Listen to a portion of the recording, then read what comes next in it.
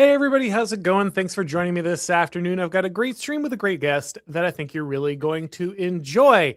The madness in Minnesota continues. The left has been violent, the left has been out of control, but they have now moved on, not just to attacking ICE agents or going outside and protesting, harassing people. They are now storming churches inside of the state. Joining me to discuss this today is Will Chamberlain. He is the senior counsel at the Article 3 Project, along with several other very impressive titles. Will, thank you so much for coming on, man. Thanks for having me. Absolutely. So the very interesting thing about this instance is that it was led by a former CNN news anchor, Don Lemon.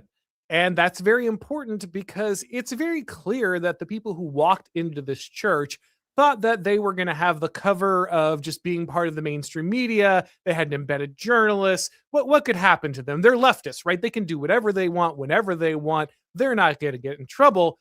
But it does look like the Trump administration is intending to take this very seriously. We're going to walk through several pieces of the footage for people who have not seen it. But what are your initial impressions of the left feeling emboldened enough to walk into a place of worship, shut down the service, hold the pastor hostage as he attempts to lead his flock? Do you think they just assumed they were immune from everything else that had been allowed to go on under the auspices of a protest in Minnesota? Yeah, it's a weird bit of amateur hour from left-wing criminals. Normally, we're used to you have to give, not to give Antifa, you never have to give Antifa anything, but they're usually a bit more sophisticated in how they approach being criminals. Antifa people show up in black bloc, masked, and they don't bring their phones, and they don't post proof of identity so that other people, investigators, could find them at the location because they know what they're doing is stepping over the bounds of the law. What happened here is a group, I think, of BLM protesters primarily, who had no understanding that what they were doing was in violation of federal law. It obviously was, but they clearly didn't know that.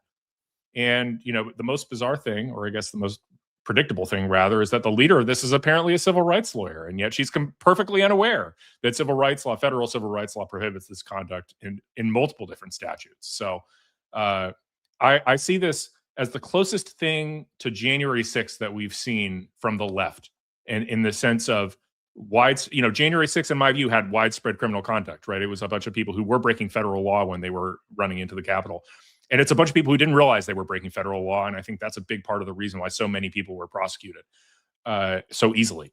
I think that's what's going to happen here. I think that Harmeet Dillon and Pam Bondi are about to throw the book at these people. I think my bet, the most likely outcome is that every single one of these people faces charges under 18 USC 241, conspiracy against rights. Everybody who showed up and protested, Don Lemon included. Yeah, I think that's absolutely critical because, of course, the impulse here is going to be to avoid charging Don Lemon. Maybe you charge some of the other people, right? But you find some way to say, oh, he's a media figure, he's covering things, because you don't want the bad optics. You don't want the left getting to make him a martyr, say, oh, it's a journalist, he's just out there doing the job, and the Trump administration is throwing journalists in jail for doing their job. But it is very clear, and we'll show this evidence as we roll through the different pieces we've collected here. But it's very clear that Don Lemon knew exactly what he was doing, that he's one of the ringleaders of this thing, that it was endorsed by him and others in social media posts, in footage that is taken, in post-action interviews. He is woven into this action throughout. And so it's critical, I think, that the administration makes it clear that Don Lemon doesn't get some special ability to violate federal law because he happened to show up on CNN at some point. That simply cannot be allowed. So let's play the original footage. This is just what the protesters taped coming in, and then we'll talk about Lemon and these other clips separately. But this is the main protest as they enter the building.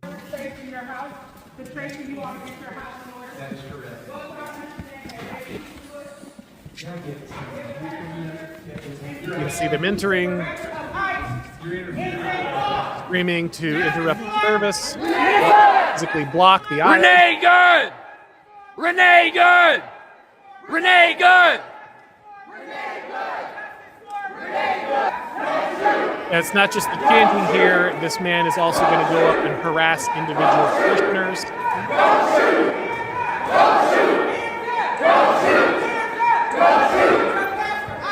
Hey,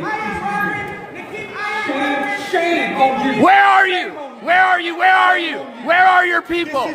Why are you not at Obviously Whipple making it every day impossible fighting for for the the humanity, pastor to lead the standing church. for our people? Where are you? You drink your coffee, you got your jewelry, you have your nice clothes, but what do you do? What do you do to stand for your Somali and Latino communities? I'm not going to comment. You have no comment. Exactly. Say your name! Good! Say your name! Renee, good! Renee, good! Freedom! We have a duty to win. We must love and support one another.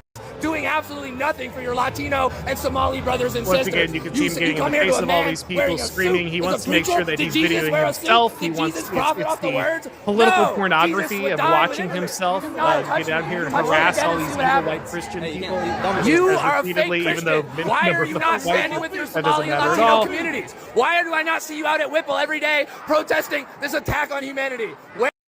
All right, so we get the general idea. We don't have to play through all of that, but can we talk a little bit about the possible violations that are contained just in this? A lot of people have pointed to the FACE Act. This is an act that famously was used by the Biden administration to go after pro-life protesters, even in many cases where they didn't physically enter a building, but simply the idea that they'd be near an entrance, blocking an entrance is sufficient. How does this apply to churches? How can the Trump administration turn this kind of law around since it's already in place? So the FACE Act is going to be really interesting, and sort of it's not clear which way it's going to go. And so part of the reason is that there really haven't been any FACE Act prosecutions until like literally this fall for people obstructing entrance to churches. Every single prior FACE Act prosecution has been for obstructing entrance to abortion clinics. So it's really, there's a lot of room for judges to interpret what do these words mean. And the logistics of physical obstruction are going to be different for a church than they are for an abortion clinic. If you think about any medical facility, there's usually just one entrance, one exit, and you can shut it down and you can physically stop people from entering and exiting much more easily. And that's really what the language in the FACE Act is kind of focused on, this physical obstruction language and the way it's been interpreted to being like, are you preventing ingress and egress out of the building? So I wouldn't say it's like an open and shut case on the FACE Act. I think there's a lot of, there's ambiguity. There's a real question about, well, they're standing in the middle of the church, but people were clearly leaving. So were they obstructing ingress and egress? That's where there's questions like that. So, but what I will say is I think there's a slam dunk, and I didn't realize this until having actually done some more research. It's a conspiracy against rights, 18 U.S.C. 241, the Ku Klux Klan Act. That's why you saw Harmeet flag that this morning in her interview with Benny Johnson. That simply criminalizes any conspiracy to oppress people in the exercise of their constitutional rights. I don't know any other way to describe what you saw here. It was an attempt it was a group of people who conspired to shut down a church service and do so through intimidation. And something that I caught that I hadn't heard before, but in that video clip, the one thing that I heard that might actually open up more criminal statutes, that guy wasn't just talking. At one point, somebody tries to touch him, and he says, "Touch me again, and you'll see what happens." Intimidation, threat of force. I didn't see that before, so that opens up a couple other statutes, I think. But yeah, I think the Ku Klux Klan Act is actually the most likely way to get a slam dunk conviction on all these people. The FACE Act is viable, and I'm sure it'll be charged. I would just, if I were a lawyer advising these people as like a defense lawyer, I'd be like, you don't have to plead guilty because of the FACE Act. We have some arguments to make there, but the conspiracy against rights, we don't really have any arguments. Yeah, and I appreciate that Dylan explained in that interview with Benny Johnson that is something the Biden administration has tacked on to the FACE Act to further those charges. Apparently, it also escalates things from a possible misdemeanor to a felony. So you're getting a more significant charge, you're getting a more substantive charge. So I appreciate both the fact that they are attempting to apply the same standards that the Biden administration has applied in reverse, but they're also looking outside of those possibilities, other charges that could be brought. We're obviously, we're not doing anything legally novel here, but it's good to see that it's not just, the strictest, most obvious by the books charge that might just, get thrown out immediately. We're looking at a wide range of possible charges that could be applied there. And like you said, you're obviously in a scenario where these people are not just walking in. Like you said, that guy's threatening, he's getting in people's faces, he's intimidating. These are not just protesters walking in and raising their fist, though that itself would be enough. You cannot walk in to public gatherings in which you are not invited, which you are not a participant, and then walk in and shut them down, especially when they're involved in religious observance. It's free speech is not the ability to walk into any and all buildings and speak politically. That is not what the First Amendment says there, especially when you are obviously in violation of the First Amendment rights. Now we have the interview. Don Lemon walks up, but of course he needs to, as a journalist, needs to shove his mic in the face of the pastor who is simply attempting to keep order and calm things down. Obviously, there's only so much this guy can do from the pulpit as this is happening, but you can see Lemon getting in there and getting aggressive with this guy. I mean, this is unacceptable. It's shameful. It's shameful to interrupt a public gathering of Christians in worship. But there were folks who will say, I have to take care of my flock. okay, but listen, we live in there's a constitution in the First Amendment to freedom of speech and freedom to assemble and protest. We're here to worship. We're here to worship Jesus because that's the hope of these cities. That's the hope of the world is Jesus Christ. I want to be very respectful. Please don't push me, though. We're I love this moment where Lemon is obviously in this man's church, invading his space, shoving his microphone into the guy's face, and the guy is trying to get literally any space between them. And he's like, "Oh, don't shove me," because Don is the victim here. We're here to worship Jesus. Yes. That's why we're here. Yes. Okay, that's why we're here. Okay. That's what we're about. Don't you think Jesus would be understanding we're about and love these folks? We're about spreading the love of Jesus. But did you try to talk to them as a Christian? No one is willing to. Did you attempt to talk to them as they walked in and shouted over your service so you can't speak?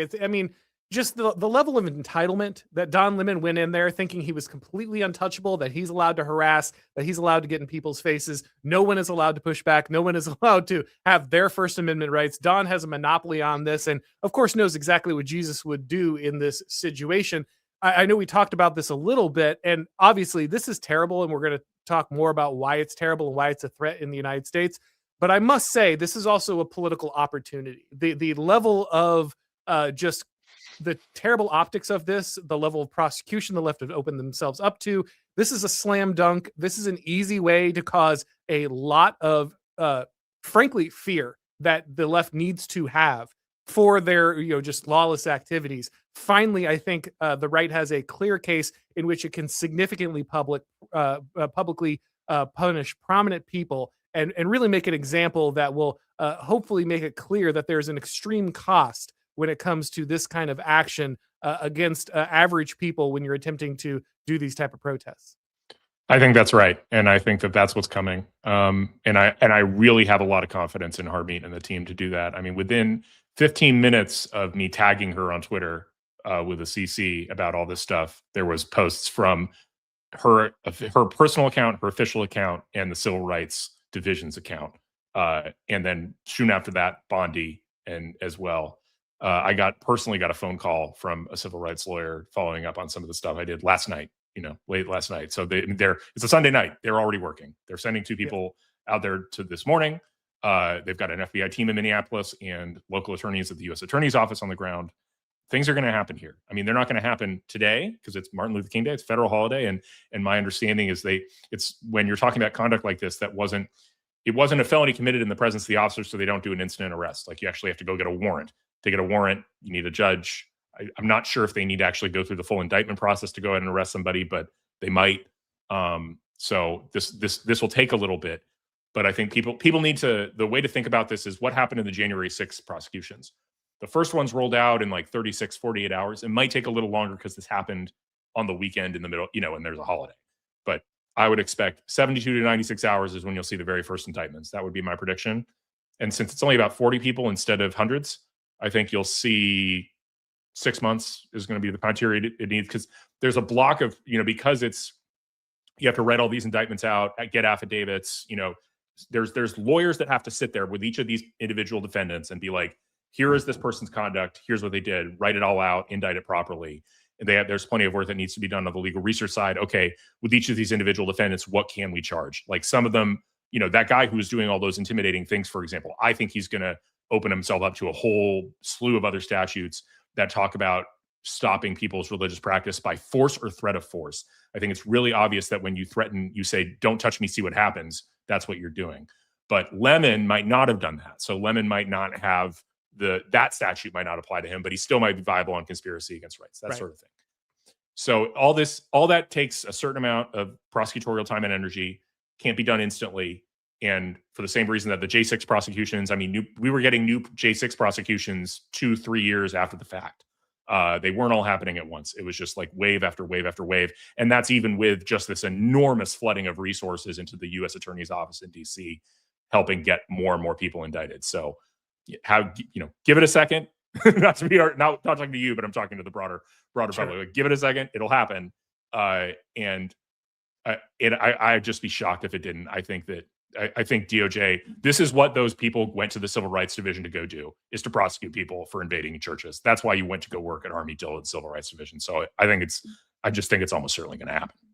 I feel good about this one. I will say I am not always a plan truster when it comes to rolling out the legal consequences. I'll be frank. I think the Trump administration has failed on this in several areas. So I'm not going to just sit here and say, yeah, they've been great and this is going to be fine. I will say the rapid response, the clarity of communication from Dylan, those have been encouraging. That's something I don't feel like we've gotten in other cases. And maybe that is simply because they feel so well grounded in the evidence here and the situation. So I am very glad to hear that. I will be one of these people, though, and I think we need to strike the right balance we need to trust the plan, but a little bit of chimping on this too. I want to see. Yes, I want to see people give. I get it. The local police department could have made these arrests, but there's we have a system in which the local and state law enforcement is responsible for immediate actions in these moments. And when they fail to do that, and we'll have that conversation in a minute. When they fail to do that, it's going to take the federal government a little more time to step in and do their job for them. I get that. Makes total sense. Perfectly willing to give the time and the space.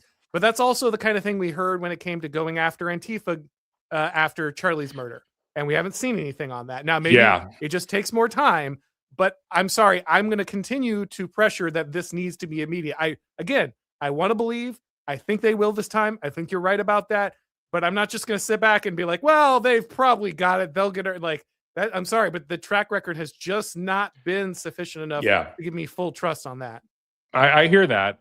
But I will say this about the Antifa prosecutions, especially after, the Charlie Kirk thing, right? They apprehended the guy who did it within 48 hours. Sure.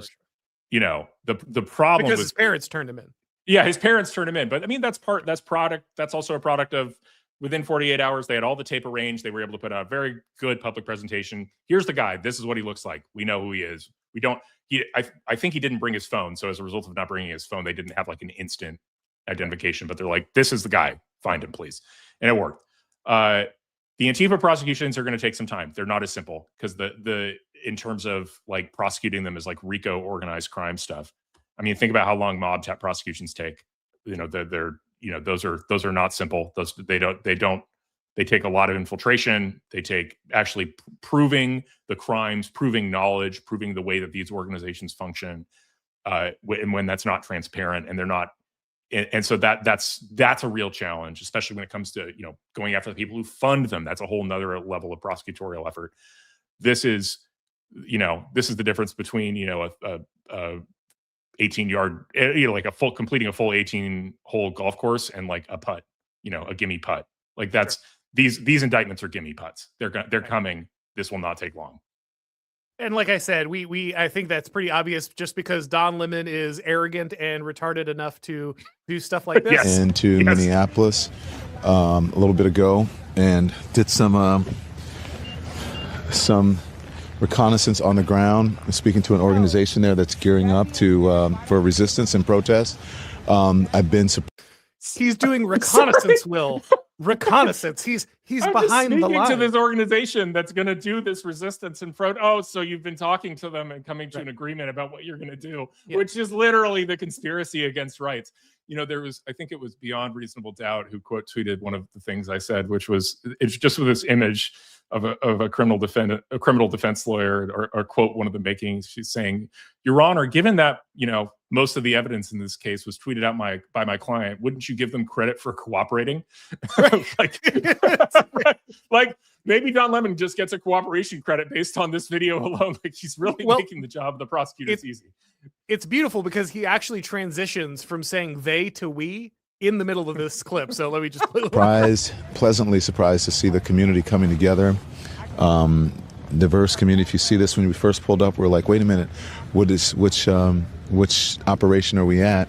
And as it turns out, because we're like, well, this is kind of MAGA coded, right? Saw the American flag or whatever.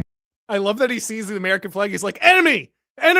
These are the bad guys. It looks like MAGA. It looks like Trump supporters. They like America. But these are resistance protesters. They're planning an operation that we're going to follow them on. I can't tell you exactly what they're doing, but it's called Operation Pull Up. And it's Takima Armstrong, and she has been doing this since George Floyd, Dante Wright, and others, where they surprise people, catch them off guard, and hold them to account. And so that's what we're doing here. And then after we do this operation, you'll see it live. So after we do this operation, he is openly admitting he is not just there to observe. He is a part of this. He's part of the coordination. He's working with them. And of course, even better, because then later on he says this. Heard what some of the folks said in there, that this is, they shouldn't be there, and, they shouldn't be uncomfortable, and this is our house and whatever. That's what protesting is about, is to make people uncomfortable. You may not like it.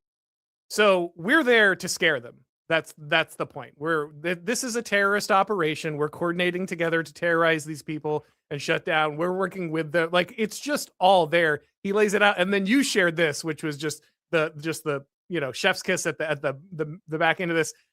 Just a woman who coordinated the whole thing, just listing the names of all the people involved, all the groups involved, everyone involved in this federal crime. It is amazing. So, Will, like I said, okay. I'll just say this, and I think you're right. I think the Trump administration is going to hit this. But if the Trump administration can't knock this one out of the park, I'm sorry, they have lost. I mean it. I really mean it. I am off the Trump train. I am never, ever, ever supporting anyone involved in this administration again if they can't seal this deal. I think they can. I'm with you. But I think they know that. Have to get this done. I think that there is a real sense of urgency and understanding. And I mean, gosh, given what you just showed me, oh my word. I mean, if you're a prosecutor wanting to prosecute a case, this is exactly what you're looking for. Like, please go on and explain exactly what your intent is, exactly what you intended to do. The whole knowledge that this is an operation, like you've revealed so much about what, it's just all admission after admission after admission. I mean, all these people are going to have to plea. Like, it's going to be in the same way that in the DCJ6 cases, the right answer for like 99% of defendants was you need to plead out. Like, this is a bad case. Now, the question, of course, is going to be juries, and it's not the same to face a Minnesota jury as a DC jury, but I wouldn't be too black-pilled there either, because if these claims are brought in federal court, then it's a federal grand jury. There's only one federal district in Minnesota, the District of Minnesota. So that means people, you'll get plenty of Republicans on the grand jury. You'll get plenty of normal people. It won't just be the weirdos in the city of Minneapolis. So obviously we're laughing at the inept nature of Don Lemon here, but I want to be clear. This is a very serious situation. There's a picture going around of a young girl crying and clutching her parents as these people walk in. And Will, that can't happen in the United States of America. Like, no child should fear going to church in the United States. This is a state that has seen anti-Christian terrorism not too long ago. There's a trans shooter out shooting people. Like, they could have easily had guns breaking in here. And so I have a couple questions. One, what to what extent are churches allowed to defend themselves in this situation? These people have walked in, they're violating the law. I don't know about this church. I know at my church personally, we have former law enforcement military who are guarding every door at my church. I'm very sure this wouldn't happen there. But if something like this did occur, does the security team of that church have the right to physically remove these people from the building? And if so, and they escalate violence, what is the appropriate response? So that's an interesting question. Whether or not they have the right to physically remove the people from the building is going to depend on the nuances of Minnesota trespass law or the trespass law of wherever state this happens, right? And also, like, what self-help remedies are you allowed to pursue? I don't know the answer to this question. This is one of the, I'd have to look it up. Like, off the top of my head, I would think it would vary from state to state. Some states are going to give you more laxity in terms of your self-help remedies. Some states aren't. I would be shocked if anybody would permit use of deadly force, for example. So if you say, if somebody says, I'm here standing protesting, you can't just shoot them. You can't threaten them with a gun either, right? So like that would be shocking if that were true anywhere. But the question about whether you can physically remove them, I bet that's going to vary between state to state. I think some states will probably say, no, you need to call the cops and let them handle the trespass. Like, trespass, you're not allowed to self-help out of it. And other states will say, sure, you can self-help. You can just physically remove them from the premises if you want. But without looking at the statute, I don't, this is one of those cases where there's many legal questions that I don't know the answer to. I would have to look up before I could be confident. Is there a possibility that and I know Congress does nothing at this point, but is it possible that a federal law could be passed that would allow a uniform ability to defend oneself or defend one's exercise of your religious First Amendment rights through physical removal if someone decides to trespass into a house of worship? Could you have a FACE Act style law that says you as an individual have the right to protect your house of worship against illegal invasion? Interesting. I think, you'd almost need to because the question is, could you have a federal affirmative defense to what would be a state law crime, right? Because the idea is that the state law crime would be some sort of assault and battery on the protester because you're removing them without lawful justification. So could you have a federal affirmative defense to that? To a state law crime? I don't know. The answer, you asked, maybe you didn't realize it, but you asked actually what is a very tricky question from a legal perspective. I was somewhat familiar that it was tricky, but I do want this to be a conversation that is being had in the Republican Party, in the conservative commentariat. This needs to be, and I really mean this needs to be ground zero for a religious defense revolution in the United States. I want to see laws passed. I want to see federal statutes addressed. I want to see, the departments drafting, outlines about how they're going to handle this stuff. Because I have already seen several different posts from leftists saying, this is the playbook now. This is what we do. We're going into these churches. By the way, Joe Rigney, a guest on this show, who is one of the higher up guys, I believe, in Doug Wilson's church, he said he was a guy who helped plant this specific church in Minnesota and is also now a pastor at Pete Hegseth's church in DC, which has also received repeated harassment and threats. So this is a scenario where multiple churches across multiple states are being targeted, I believe, in coordination through the internet, through by these organizations, by these activists. There's, I believe, criminal conspiracy involved here. I believe that there are other agencies involved. But I really do want to see just an absolute revolution from the Trump administration, from the Republican Party, from federal agencies, laying out how we are going to protect the rights of Christians specifically. Because I'll be honest. Well, if this was a synagogue, I don't think anyone would be having a single discussion about every one of these guys spending 15 years in jail. So I really need to see just an absolute, pedal to the floor effort, not just in this prosecution, though I absolutely hope that's the case, but I want to see this go further. I want to see shields of protection out there for Christian places of worship. The funny thing is, the reason you don't see these things in synagogues, interestingly, is because they all have armed guards. So you don't really see this stuff happen. Synagogues have had their own series of problems that have led them all to defend themselves like crazy. What I will say more and more with churches too, Will. Yeah, and I don't want it to get there. I think that's actually a really important reason why the administration needs to act here. I think there are two specific things I think that a Congress could do that would be helpful. I think the first is to have a law that explicitly prohibits this specific conduct, right? Like, conspiracy against rights is a pretty vague statute that does capture the conduct at issue here. But it's always fine to have belts and suspenders with this stuff. You can write a specific law that says you're not allowed to trespass into a church and shout down a service as it's going on, forcing the service to come to an end. You do that, it's a felony, etc. So that's part one.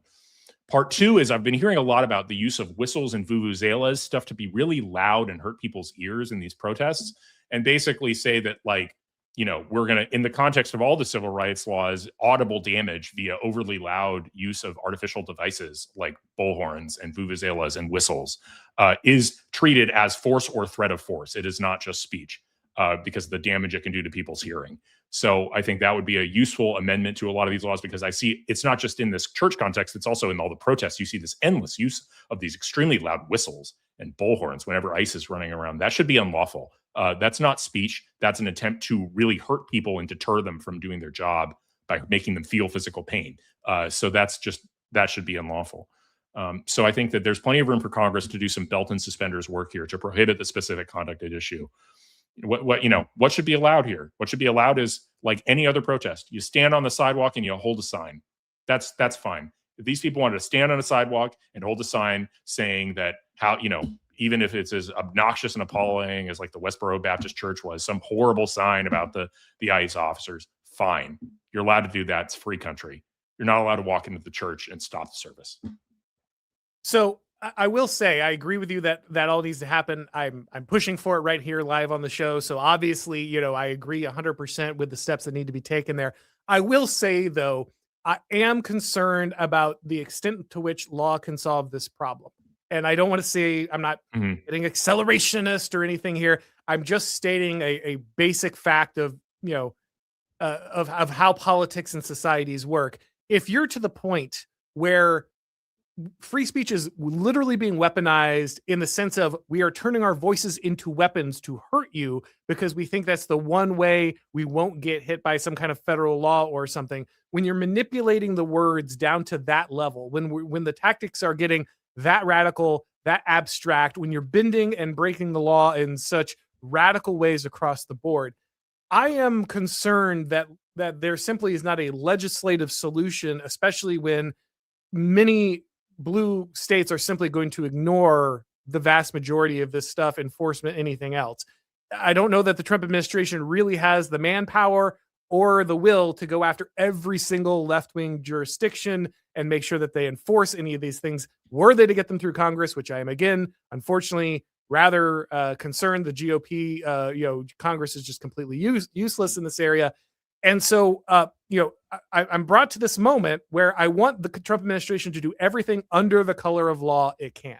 I want them to do everything they can, because the color of law is critical to maintaining order. It's critical to maintaining your status as being legitimate. All of those things are very important. But I also can't look at this with a young child crying as her father holds him because these people are in there threatening her during a church service. And, a lot of people were joking about Protestant Franco.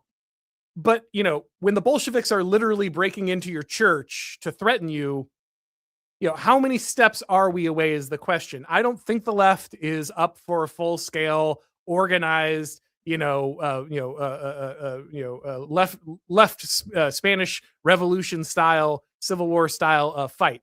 But I do think that they are willing to harass, dox, threaten, and kill people basically as like sporadic terrorists for a very long time, like literally insurgency style. I've said this before and I've seen you kind of echo it, but I think we are in the point where we really do need to see a reconstruction of these blue states.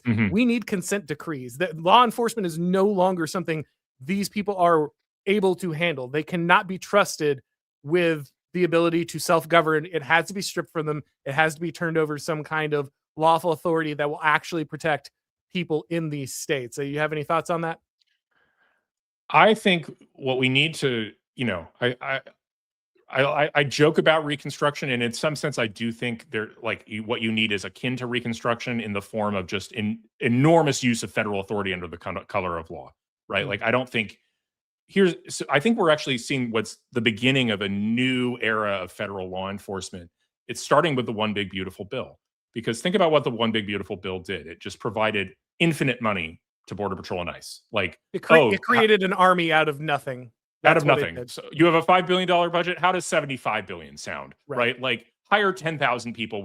Just just resources are no longer going to be an issue for what you're doing. Like, Clausewitz said you need conflict. To win a conflict, you need the means and the will. Well, now you have the means. We have the means. I mean, and I think that's demonstrated. Leftists for so long have played this game where they're like, well, if we don't cooperate with federal law enforcement, you won't be able to functionally do it because you need our help. You don't have the resources to do it on your own. And after the One Big Beautiful Bill, the answer is watch us, right?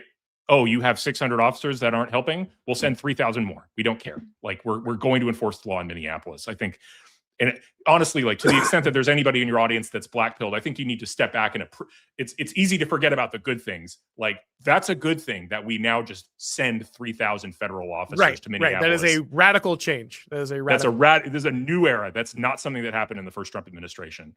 And talk about anybody who is whining about the One Big Beautiful Bill needs to realize that our ability to fight in Minneapolis is a product of the fact that we have those resources that we got in that legislation. I think that, if you were against it before, it's time, maybe recalibrate and rethink what your cost benefit analysis that you were doing back then. Sorry. Go ahead. No, by all means, please continue. Okay. So my point is, because we have a new thing that we can do, which is overwhelming federal force under color of law. That's new. We haven't had that. This is really the first time I think it's been tried. And so I want to see this run out. In the sense, I think we can accomplish the ends of Reconstruction with this if we just don't lose the will. Because at a certain point, if you're there with a federal force 5 times the size of the local police force, well, then the Minnesota authorities have 2 options. They just have to let you enforce federal law, or they can rebel. And if they rebel, then, if they do something like those idiots have been talking about, calling up the National Guard to fight ICE agents, like, watch what happens. I hope you try. Yes, please. I genuinely hope you try that. Yes. Watch what happens. So I think that means I want to see them put the pedal to the metal of Minneapolis using the tactics they have. I don't even think they need the Insurrection Act. I think it's as simple as I think they can, with the forces available to them under ICE, the ability to send thousands of federal agents into the city for as long as it takes. I just want them to do that and to keep doing it and keep arresting it, keep detaining every criminal alien you find, keep arresting everybody who obstructs you. If like law, the attorney general or the mayor or whatever started, if you think he's obstructing, open a federal investigation into him, just, and keep the pressure on until the job is done. Because if you do that, and then maybe you demonstrate, you do it again in Philadelphia. Larry Krasner has a big mouth right now talking about how he wants to arrest ICE agents. Let's do the same thing in Philadelphia. Make Josh Shapiro and Larry Krasner sit there and make a decision about, oh, okay, we're going to withdraw cooperation. That's fine. We don't need your cooperation. We're going to send thousands of officers onto your streets and arrest every criminal alien and arrest anybody who obstructs us. And we're going to do that again and again and again and again until finally people realize it's just in their best interest to cooperate. I think that could be I think that could obviate the need for Reconstruction. And so I certainly want to try that first.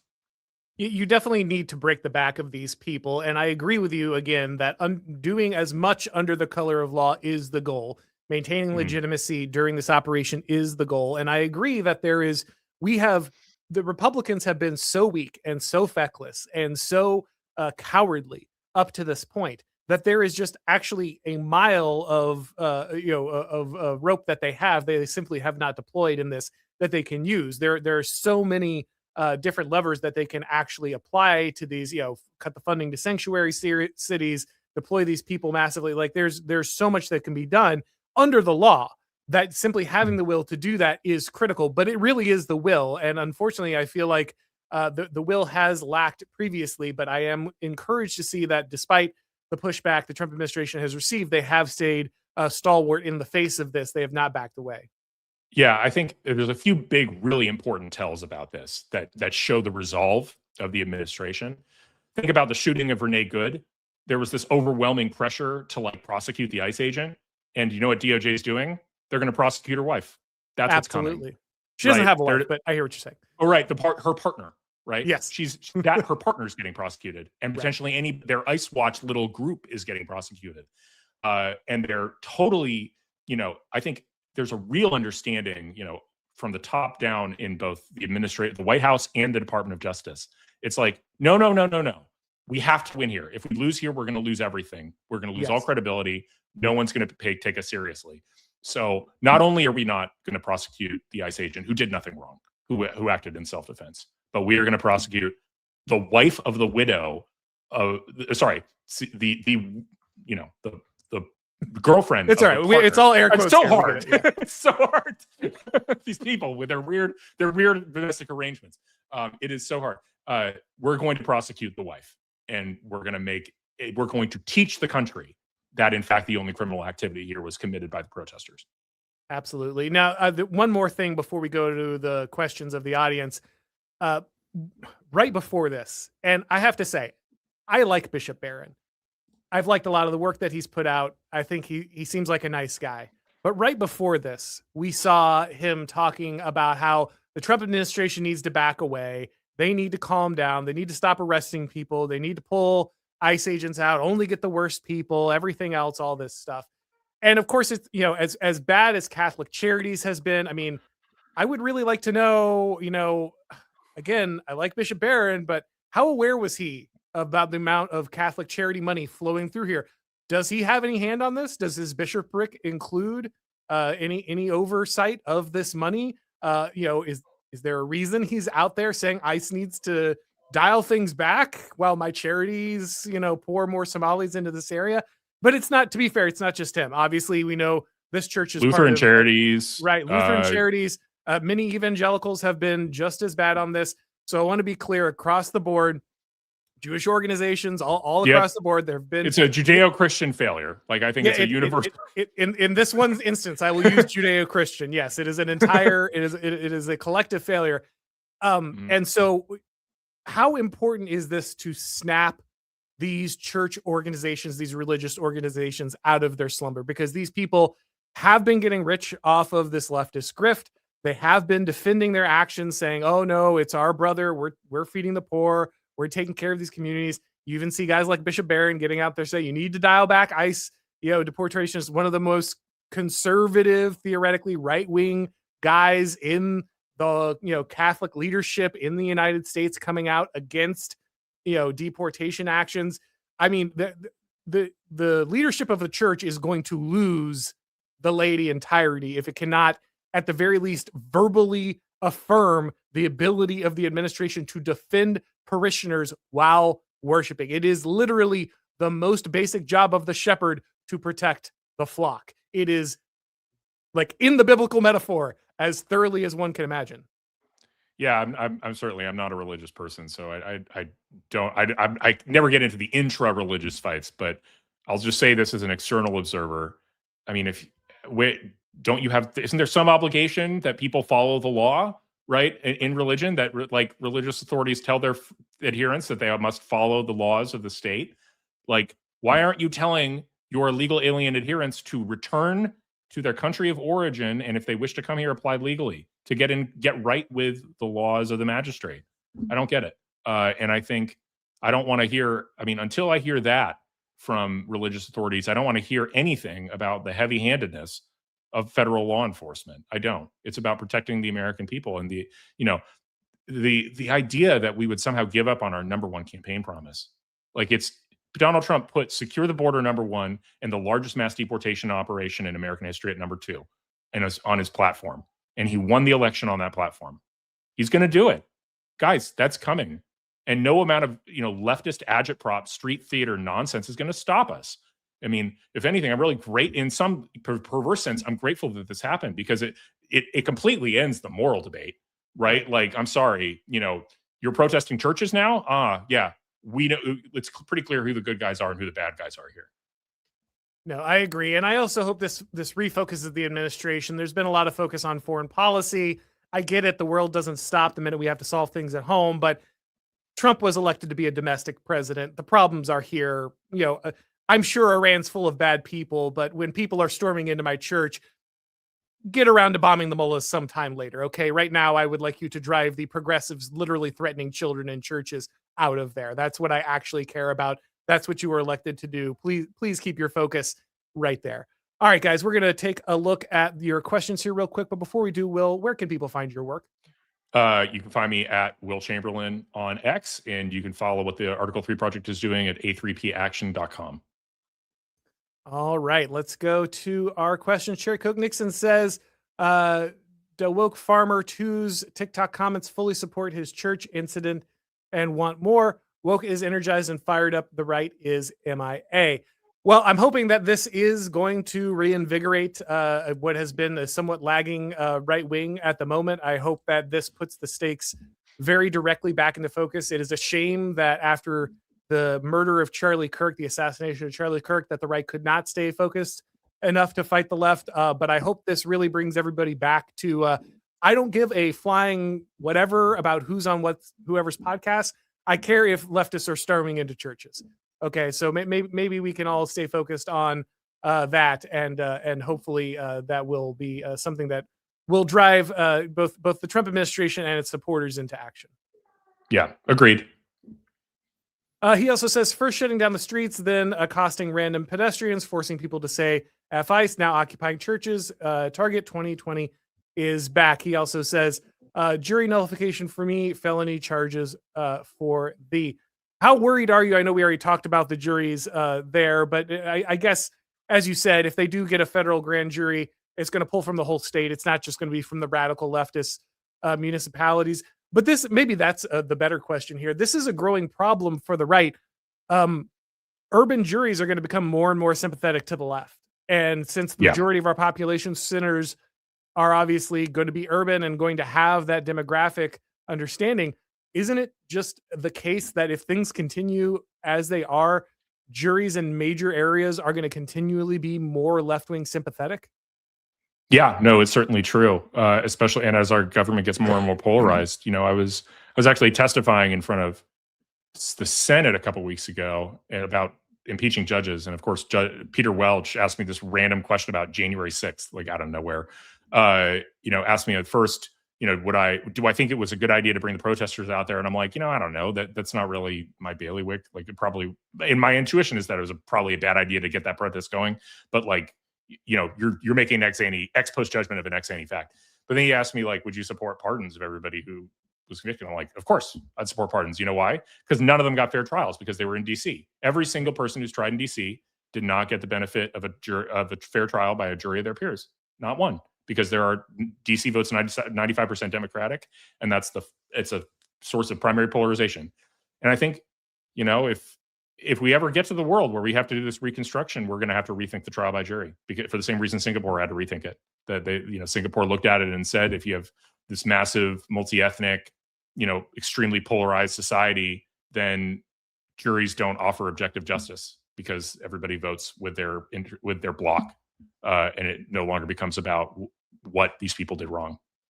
The Lee Kuan Yew pill is real. Let's go over here to Antorum. He says, I found it so ironic that the FACE Act protects Christian temples and child sacrifice temples for the left. Well, this is the problem, right? It's like, as you said, up until now, the FACE Act basically didn't protect any churches. And that's because law is not enough.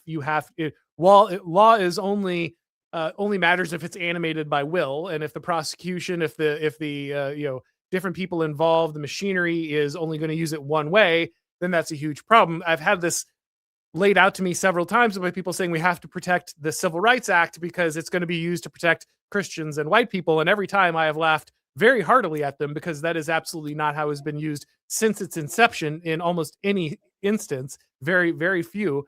And so now it's nice to see finally one person possibly make good on that. I'm still fairly sure we need to dismantle civil rights legislation. However, it is nice to see at least someone, turn the gun back on, now that the rabbit has it, as they say. Yeah, it really is remarkable that Harmeet Dhillon is the first Republican in decades since the enactment of the Civil Rights Act to actually try and take meaningful political control of the Civil Rights Division of DOJ. Right. And so, I think it's another example of the second Trump administration is really a unique thing. It's the first time we've really had a serious and dedicated attempt to sort of take control, to use the federal government to achieve conservative ends aggressively.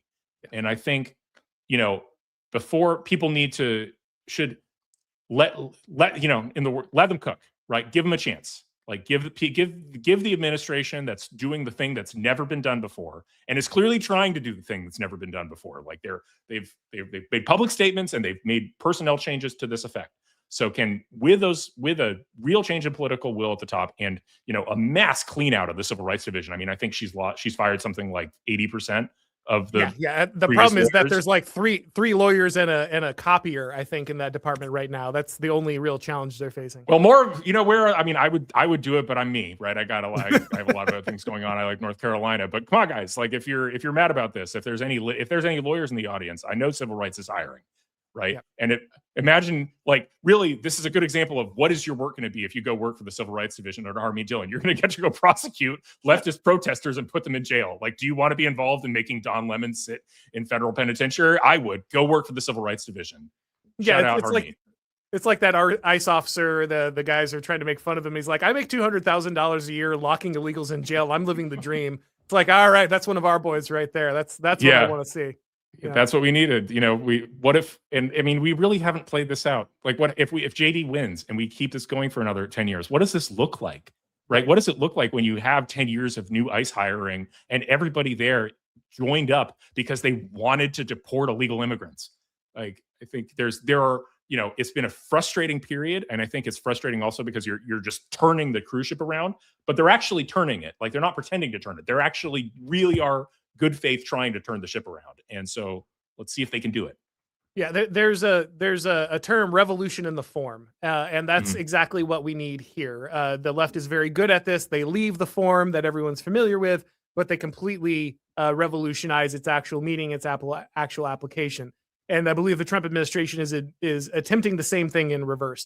I don't know if it's going to work. It is itself a bit of a science experiment, political science experiment. But it is, I think, the best option you have up until the next option, which is very not good.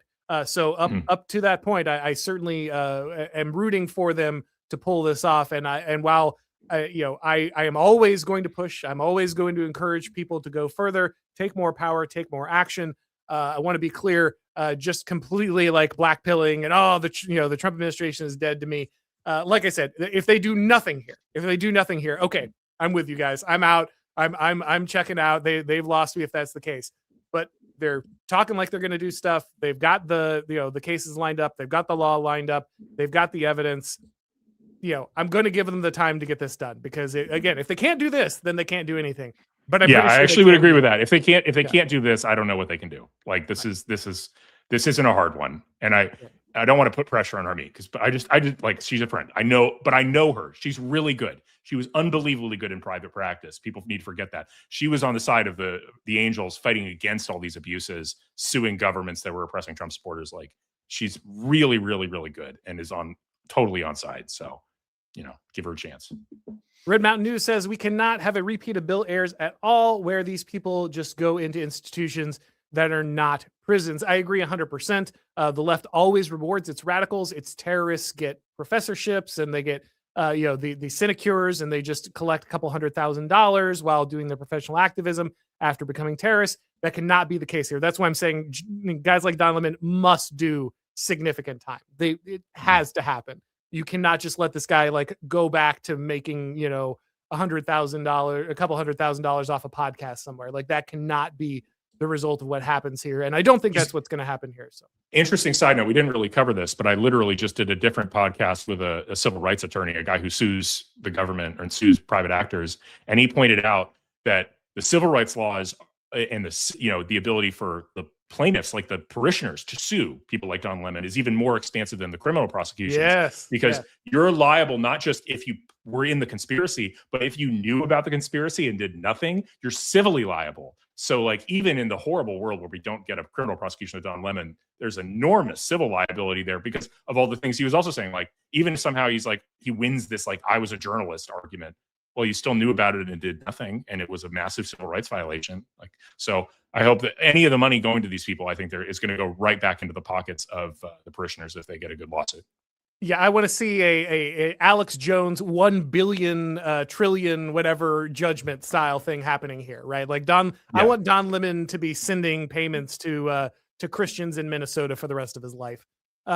Cherry Koenig says, what do we do when states like Minnesota refuse to trespass protesters from private property with the cops and DAs? Well, I think, as we said, it's then all federal law enforcement. It's all federal statutes. Obviously, the state and local police are not cooperating. Otherwise, none of these incidents would be happening. Remember, guys, they're deporting people in my home state. It's Florida.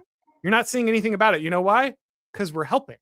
We're lining these people up. Like ICE just comes and collects them. Like you don't need to have this whole operation. Only reason you're seeing what you're seeing is that the left is basically running a anti-American insurgency in that area. So yes, you're absolutely right that these people are not doing their jobs, but there are ways to handle this, and we've already kind of gone over those in detail. So not going to run over them again this time.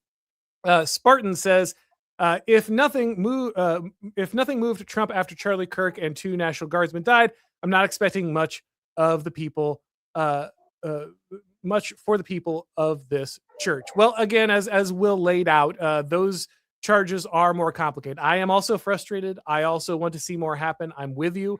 I don't think enough has been done to punish the left after the death of Charlie Kirk, and I'll continue to push for it. But these are separate things. So let's try not to conflate them.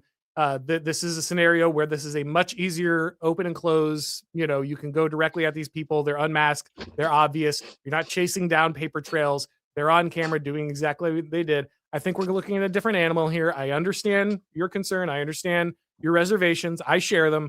But again, let's not get these situations entirely mixed up. They are materially different. Menayud says, I'm sorry, but the idea that Don Lemon and BLM protesters get federal charges under the KKK Act on Martin Luther King Day will never not be funny to me. Yes, that is a glorious, glorious thing. I will love Dylan forever if she just does that. Just that, like, you have my undying allegiance, whatever. Like, just make that happen. That'll be enough. I mean, it really will be, it really will be a new epoch in civil rights law if this is how we're going to start using the Klan Act. I think, you really could open up a new era. And again, another decade of this. What happens if we create an entire new civil rights division, 500 lawyers, staff of people of similar mind? Look, you can't do that instantly. You have to find them, you have to vet them, background checks, blah, blah, blah. And you have to find the people willing to do that. Like, going to DC is a big sacrifice for good lawyers. People forget that. I'm not going to do it because I can't. It's just not in the right position for my family.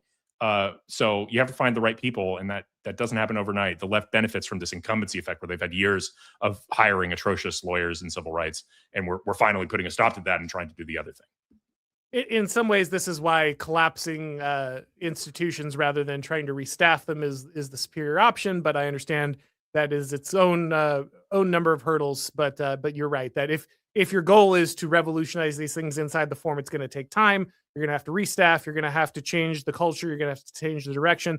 But once you have that momentum, then you've got the guys buried in. You've got the guys who've got the 30 years, who are just unmovable, who are going to make sure that no matter who gets elected, that's the direction things stay. I've written a book about why bureaucracy is going to eventually go left wing, so I won't get into all the details now.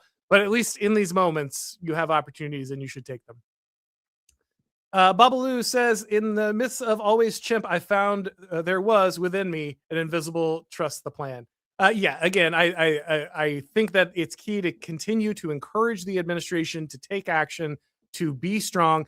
The main, and to be clear, guys, one of the main reasons I make these, overtures to people in power to take these actions is because so many conservatives are still terrified of power. So many conservative pundits, voters, even politicians are terrified of actually taking action. We need to give them the permission structure to do this stuff. That's what you're doing when you're building this. You're building a preference cascade. You're building a permission structure. Yes, of course, this is what's going to happen. It has to happen. You're going to make it happen, aren't you? Like that not oh, you're useless. I'm discarding you. I'm off the team. No. Of course, as a Trump supporter, I'm going to see this happen from you guys, right? Like that's the stance you want to take. Positive pressure, right? Like it's pressure, but it's positive pressure to continue that momentum that has already been gained. Nixon again says Reconstruction requires electoral vote and congressional delegation laws to work. Yeah, again, obviously larger problems with literal Reconstruction, but as Will said, as much as one can get done in this scenario. Latrina Bidet, IRS enforcer, possibly the best name in the game, says, I'm sure the real estate investor in chief will sort this out. It's 5D chess after all. Trust the plan. Just 2 more weeks. Guys, again, I know you can black pill on this if you want, but in this scenario, I think the path to victory is very clear. I think it's very obvious. I think the Trump administration has stated their intention and laid out the plan as to how they intend to get there. I encourage you in this instance to give them positive enforcement to make this change. Okay. Again, understand the frustration, but let's push forward. And Mostly Peaceful Merchandise says, chimp out with me, now for wrath, now for ruin. All right, guys. Thank you very much for joining me. Thank you, Will, so much for coming on. Everybody, please make sure you're checking him out on Twitter. If for nothing else, you can see the legal, the legal arguments laid out before the Justice Department lays them out. And of course, if it's your first time on this channel, you need to click subscribe on YouTube, the bell, and the notifications, all that stuff, so you know when we go live. If you'd like to get these broadcasts as podcasts, you need to subscribe to the Auron MacIntyre Show on your favorite podcast platform. And if you do, leave your rating or review. It really helps with the algorithm magic. Thank you, everybody, for watching. And as always, I will talk to you next time.